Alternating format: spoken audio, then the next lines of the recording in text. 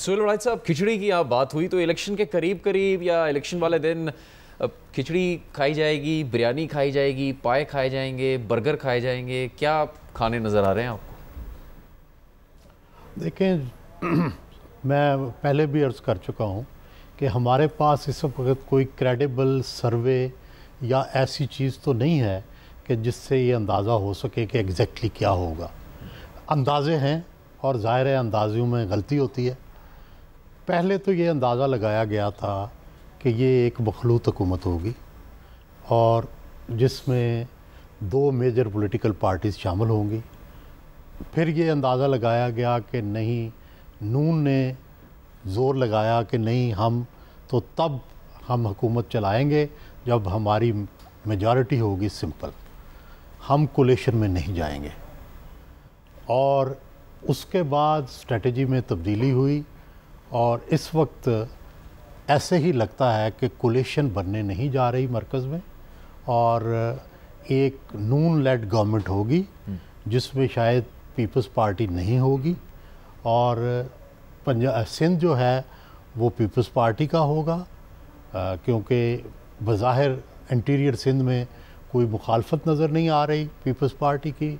बलूचिस्तान उसी तरह खिचड़ी होगी। केपी में मुझे बड़े बासाद अदब इख्तलाफ है सलीम साफ़ी साहब से। केपी में इब्तदाई तौर पर पीटीआई की हुकूमत होगी, बाद में शायद वो ना रहे। अच्छा। और इस तरह आगे का भी पता पंजाब में जो है वो नून की हुकूमत होगी, तो बलूचिस्तान में मिली जुली होगी।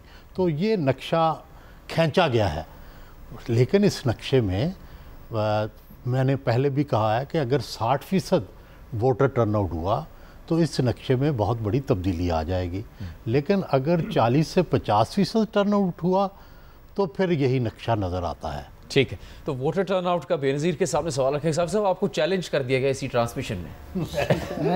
बड़े हम्बल तरीके से किया। आप भी कहें मैं ग्रेट डिबेट चैलेंज नहीं, सुहेल वड़ाइच साहब हमें रिजेक्ट भी कर सकते हैं, उनके पास ये इख्तियार है। बेहतरीन। लेकिन वो सुहेल साहब का तज्जिया शायद अगर जो आज़ाद कैंडिडेट खड़े हैं तो उसी के तनाजुर में उनका होगा।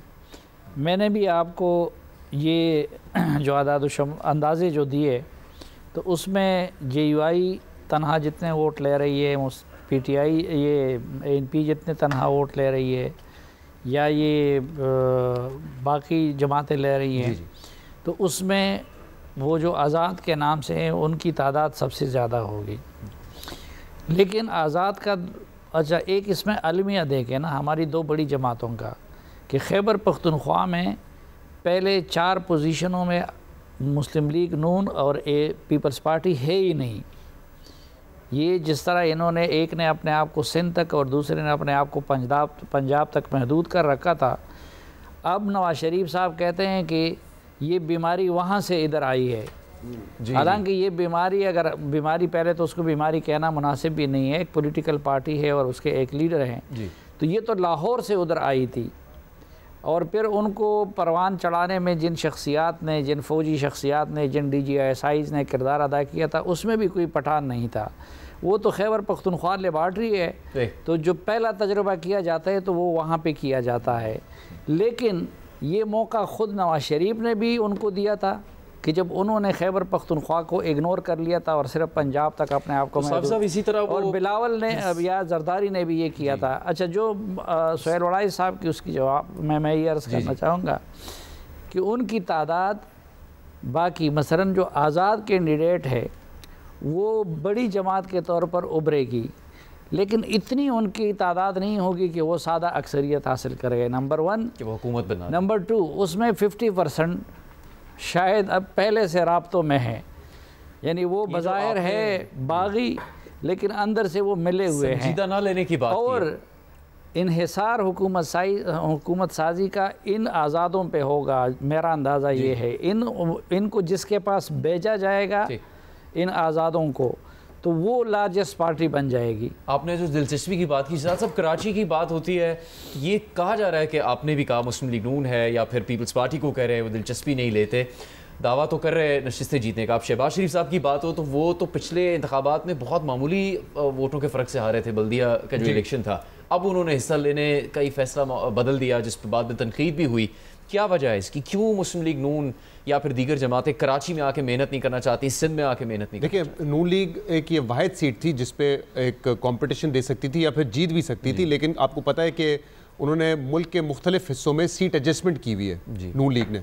सिर्फ जैसे उन्होंने कहा पंजाब नहीं, सेंट्रल पंजाब की पार्टी होकर रह गई है नून लीग। साउथ पंजाब में भी उन्होंने सीट एडजस्टमेंट की है, केपी में भी उनकी ख्वाहिश थी JUIF से करें, कराची में उन्होंने MQM से की है, इंटीरियर सिंध में उन्होंने GDA से की है, बलूचिस्तान में उनकी ख्वाहिश थी कि BAP के साथ उनकी हो जाए।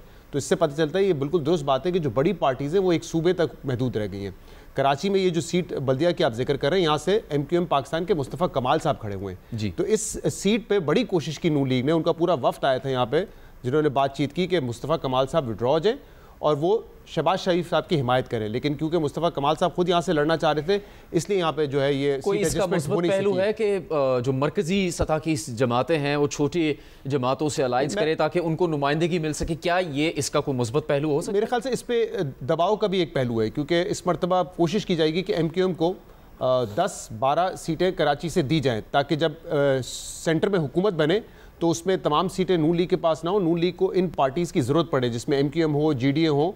ये जाहिर सी बात है, आपको पता है हमारे एक कंट्रोल में रखने की कोशिश की जाती है, तो ये एक चेक में रखने के लिए कोशिश की जाएगी कि MQM को यहाँ से ज़्यादा सीटें दी जाए। मेरे ख्याल से 10 से 12 तो ये कोशिश की जाएगी कि उनको दें। लेकिन पीपल्स पार्टी, अभी जब बिलावल लियारी के हवाले से बात कर रहे थे, लियारी में बिलावल भुट्टो ने खुद इलेक्शन लड़ा था 2018 में, तीसरे नंबर पर आए थे। इवन जो TLP के कैंडिडेट थे उन्होंने बिलावल से ज़्यादा वोट लिए थे। तो अब नबील गबोल साहब जो कि पहले यहाँ से 2 मरतबा जीत चुके हैं, वो इलेक्शन लड़ेंगे।